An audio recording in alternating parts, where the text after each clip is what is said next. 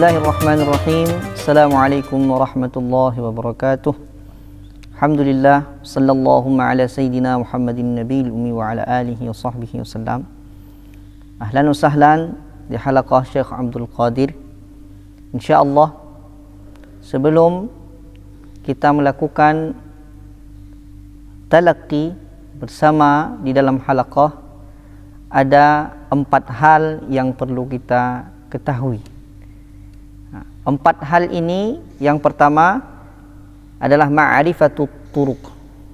Ma'rifatut turuq yaitu kita mengenal jalur mana kita membaca itu sampai kepada Rasulullah.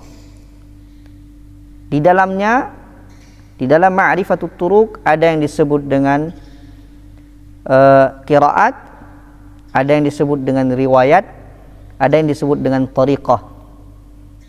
Qiraat, kita membaca didahulukan dengan qiraat Imam Asim dengan 2 perawi beliau, Imam Syu'bah dan Imam Hafaz, melalui tariqah Syatibiyah. Yang bedanya dengan tariqah yang lain, tariqah Syatibiyah membaca dengan 4 atau 5 harakat pada mad wajib muttasil dan mad jaiz munfasil. Itu yang pertama. Yang kedua, yang diperhatikan di dalam halaqah adalah itmamul harakah, menyempurnakan harakat. Harakat di dalam bahasa Arab hanya 3 saja: fathah, dhammah, kasrah. Yang mana ketika fathah membuka rahang a misalkan, ba tidak terlalu lebar, tidak terlalu sempit, ta, sa, ja. Ketika dhammah memoncongkan mulut, ya, u, keluarkan huruf dari makhrajnya lalu dimoncongkan, u, bu. Contoh, a'u, a, u.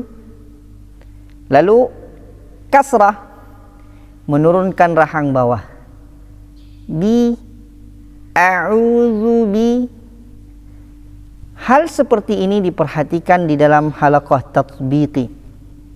Nah, sedangkan teorinya kita pelajari pada kitab Tajwidul Huruf, hasil dari muhadarah Maulana Syekh Abdul Qadir. A'udzu billahi minasyaitonir rajim. Misalkan, ini diperhatikan bagaimana kesempurnaan harakat fathah, dhammah dan kasrahnya. Lalu yang ketiga yang diperhatikan di dalam halaqah adalah azminatul huruf wal ghunan. Pada azminatul huruf maknanya durasi huruf. Huruf itu mempunyai durasi. Ketika berharakat dan sukun, nah itu berbeda. Ketika berharakat, durasi huruf itu 1 harakat, baik dia fathah, dhammah dan kasrah. Jadi kita menjaga keseimbangan setiap huruf. Contoh, ja'ala lakum, lakum, ja'ala lakum,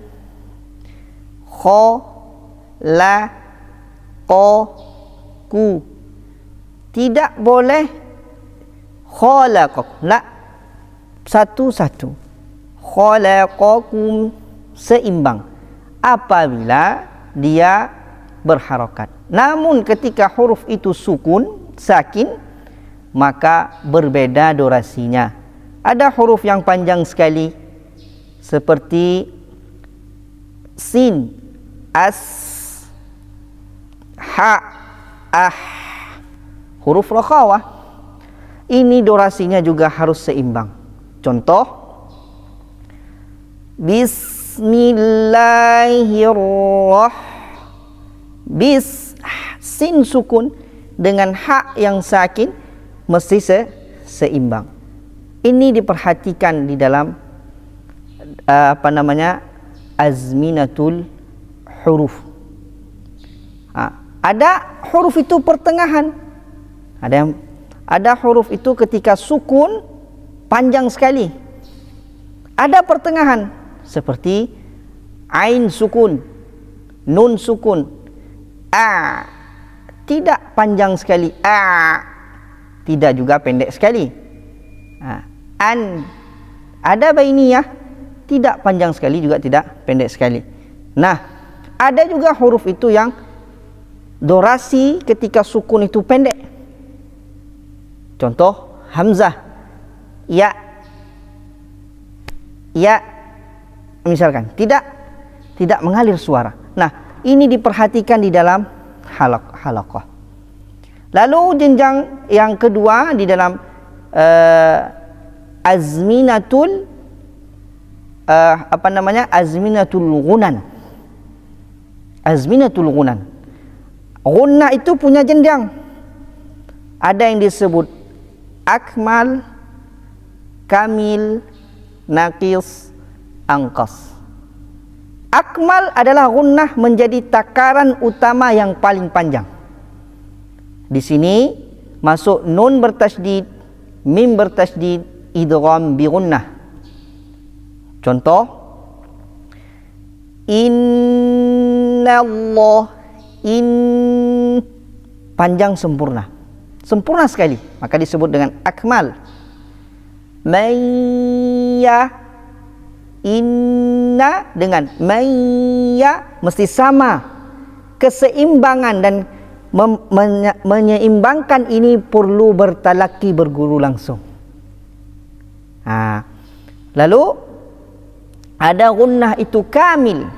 Kamil itu dia sempurna, tapi tidak sesempurna akmal. Di situ masuk pada huruf-huruf ikhfa. Contoh, syai'in qadir. Apabila bertemu gunnah akmal dengan kamil, maka nampak perbedaannya. Contoh, innallaha ala kulli syai'in qadir. Tidak sebaliknya. Innallaha ala kulli syai'in qadir. Tidak seperti itu. Rasa jenjang ini juga dengan bertalaki dan harus sungguh-sungguh untuk belajar dan mengajarkannya. Lalu jenjang yang ketiga ada namanya kamil. Kamil. Yang ketiga ada namanya naqis. Gunnah naqis. Naqis ini kurang. Dia ada tapi gunnahnya kurang, durasinya singkat. Nun yang sukun, mim yang sukun, ataupun tanwin bertemu dengan huruf izhar. An, am, misalkan. An, gunnahnya tetap ada. Tapi tidak panjang, tidak Nun dan mim tidak bisa terpisah daripada gunnah. Namun gunnahnya di sini singkat, bahasa lainnya naqis. Yang terakhir, nun dan mim berharokat mempunyai gunnah angqas namanya. Angqas paling, durasinya paling singkat apabila dia berharokat.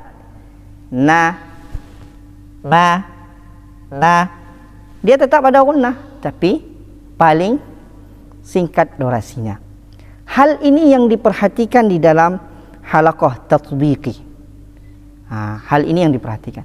Yang keempat sebelum memulai halaqah adalah riyadatul fam, latihan. Walaysa bainahu wa baina tarkihi illa bi riyadati imri'in bi fakkihi.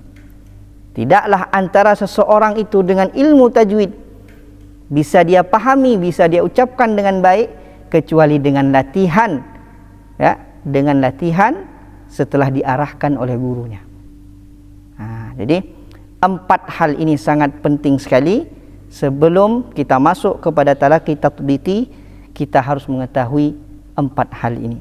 Barakallahu fikum wa fina jami'an.